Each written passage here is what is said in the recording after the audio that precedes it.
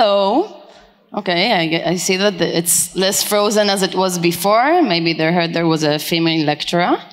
So I'm Ariel. I'm a full-stack engineer at Ilomex. And I've been building software for almost 7 years now.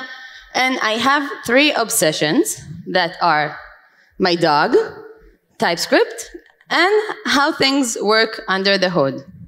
And it's very unfortunate they did not want my talk about my dog for this conference, so we would just have to settle and talk about TypeScript.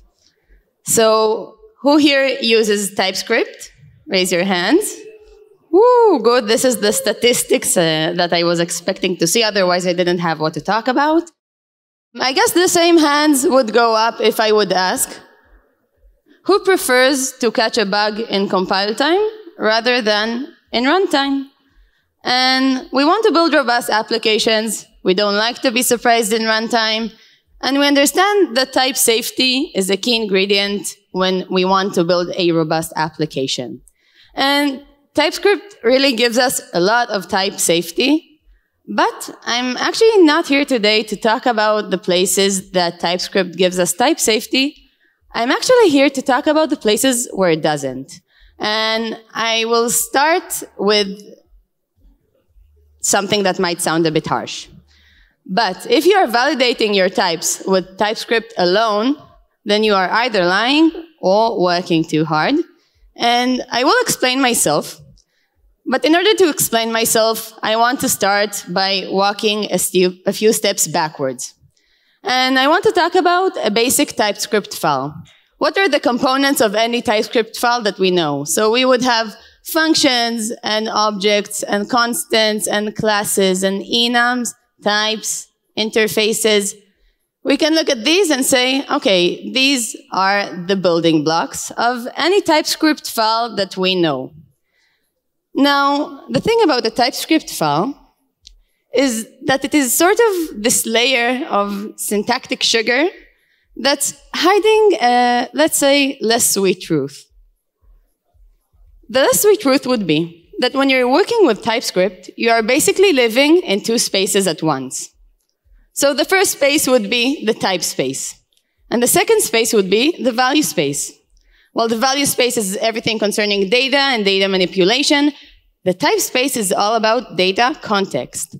And these 2 spaces do meet in 2 very specific places, which are enums and classes. And enums and classes are basically data with context. Now, I'm telling you this, guys, you're living in 2 spaces at once, and you're developers, so you're like, okay, give me the code. And a very simple proof in code for this concept would actually be this one. The fact that I can actually define a type and a const under the exact same name and not have any declaration errors just shows me that these 2 are not really living in the same space. And I'd like to call all of this together development matrix. And why am I calling this development matrix? Because the moment you leave the matrix and you find yourself in the real world, aka runtime, by the time you would get to runtime, you would find out that the types don't exist. There are no really types in runtime. The runtime universe is basically the value space. So how is this possible? Like, how are we actually living in 2 spaces at once? And it's possible thanks to a process called transpilation. And transpilation is a combination of transform and compile. So compilation is the process of turning a source code into bytecode, while transpilation is the process of turning one source code into another, which is, in our case, TypeScript to JavaScript. And I said it already in my first slide, I am a huge fan of how things work. So I'm going to attempt to explain what actually happens under the hood of transpilation. So when you build your code, and the reason why you even need to have a build step in backend, like it's not frontend, it's not bundled anywhere, the reason you need to build your code is because you need to transpile it. So when you transpile your code, the following thing happens. The TypeScript compiler takes your code and it parses it into what's called an AST. An AST stands for an abstract syntax tree, And it's a data structure of a tree that represents a program of code, and it's used by most compilers. So in an AST, any piece of logic in our code would be represented as a node, whether it's a return statement, expression, declaration, function, anything you could think of is represented as a node in this tree. And the TypeScript compiler takes it a step further. And it would also create nodes that would represent our type system. And it would use this AST to do all of its type checking until eventually a successful type checking, a successful build, would end up in the types being omitted. So this whole tree is eventually split into two sources that we all know their endpoints, and their endpoints are our TypeScript declaration files and our JavaScript files. So now with all of this information in hand, I want to go back to me accusing you and saying that if you're verifying your types with TypeScript alone, you're either lying or working too hard. And I want to start by lying. What do I mean by lying? So I'm defining a person type, name, email, address object. I have a function, I'm fetching this person from some API, and then I lie. And why am I lying? Because in compile time, I am making an assumption that this object would have a shape of a person. However, we know that the code that would eventually run is this one. So if in runtime, this object would not even have an address, this young fella would be a runtime error. And we don't like runtime errors. We've seen our survey before, right? So we take the alternative way, which is to work too hard. So how would working too hard look like? I could type check this person to see that it has an address property, that this address property is an object, that it has a street property, that the street property is a string, and I got tired from even saying all of this out loud. And why should I do this? Because I already defined my shape. And beyond me wanting to be lazy, you know what our dear Uncle Bob said about repeating ourselves, right? This is even a bad architecture, because my runtime validation and my type have no connection between themselves. If further alternations are done to this person type, there is nothing that would make me update my runtime validation. So this problem is in the industry, and there are a few solutions for this one. I want to talk about my personal favorite, which is Zod. So Zod is a TypeScript for schema validation library that's getting so popular so fast that I got tired of updating the statistics all the time, so you got a graph. So how come Zod is actually getting all of this attention while we already have other schema validation libraries in the industry? And I'm going to try to explain what's special about Zod. So firstly, for me, developer experience is really, really important. So I just can't help but really appreciate how simple and straightforward is Zod's API.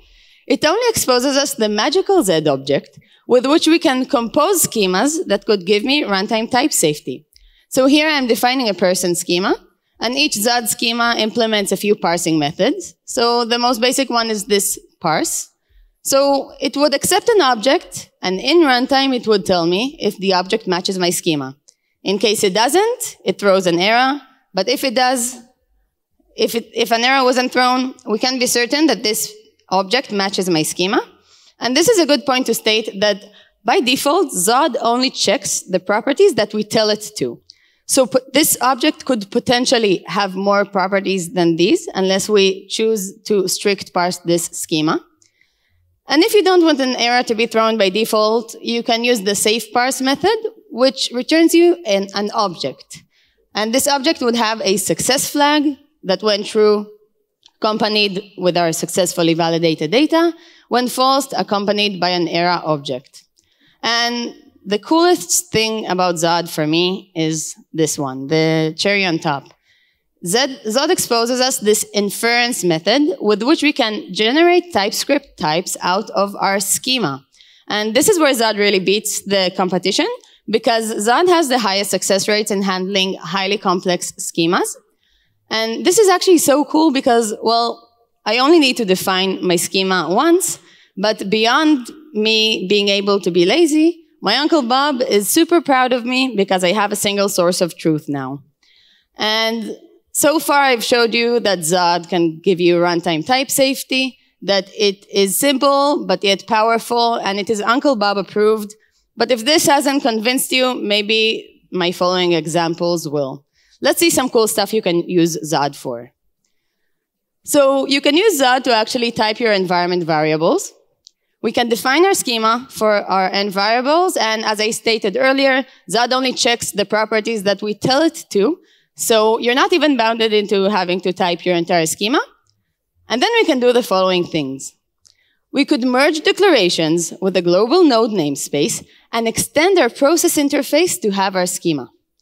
And this gives us two very cool benefits. The first one would be that we actually have runtime type safety for our environment variables. And this is also a good point to state that when Zod has a type error, it would throw out what value was wrong. I repeat, it would throw out what value was wrong. So if you give it a secret and it has a type error, it would print it. So don't do it. And just give it your own error message like I've done here.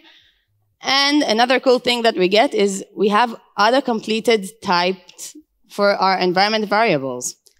And if this hasn't convinced you, I'm sure that this one will. We can actually use Zod to turn TypeScript into a nominal type system. So I'll start off by saying that TypeScript is not a nominal type system. TypeScript is what's called duck type. So in TypeScript, if it looks like a duck and it sounds like a duck, it's a duck. So even if I would have a goose looks like a duck and sounds like a duck. For TypeScript, these two types are completely equal because they have the exact same shape.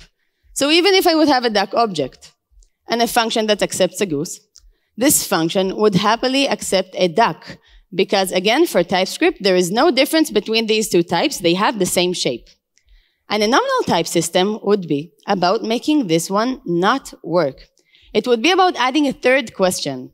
Not only if it looks like a duck and it sounds like a duck, it would be asking, has any further validation been done in the code to make sure that this is actually a duck and not only shaped like a duck?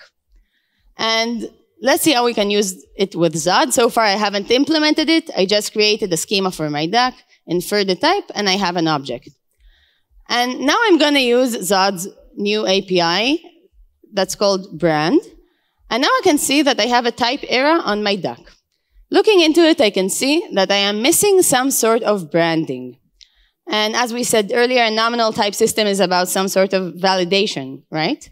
So the only way for me now to type anything as a duck would be to go through my parsing. And now I can see that this is a valid duck. And from now on, a function that accepts a duck could not accept a goose. And this is really, really powerful. And what's really interesting here is the fact that this labeling doesn't exist in the value space. If I console log this duck, I'm not going to see this labeling anywhere. Okay? So I know what you're all thinking. Cool. Why do I need this? And the most simple answer for why do you need this would be primitives. In TypeScript, a lot of people make fun of TypeScript for being weakly typed, stringly typed, and it's because in TypeScript, all the strings are equal. There's no difference between an ID, a name, and an email. But a nominal type system would allow us to say these are not equal anymore. An ID is a string that has been through some sort of validation to have a UUID format. That a name is a string with a minimal length that follows some regex rules. Or that a number is between some specific range, that an email is an email. Of course, now we can't pass an email to a function that accepts a name and vice versa. So this is actually really cool because Zod actually closes like this very nice circle because it also allows us to validate our types in runtime. But not only that, it allows us to create types that would enforce runtime validation. It actually allows us to make TypeScript strongly typed. And if anyone has questions about Zod, I would be really happy to take them now. Thank you so much for listening.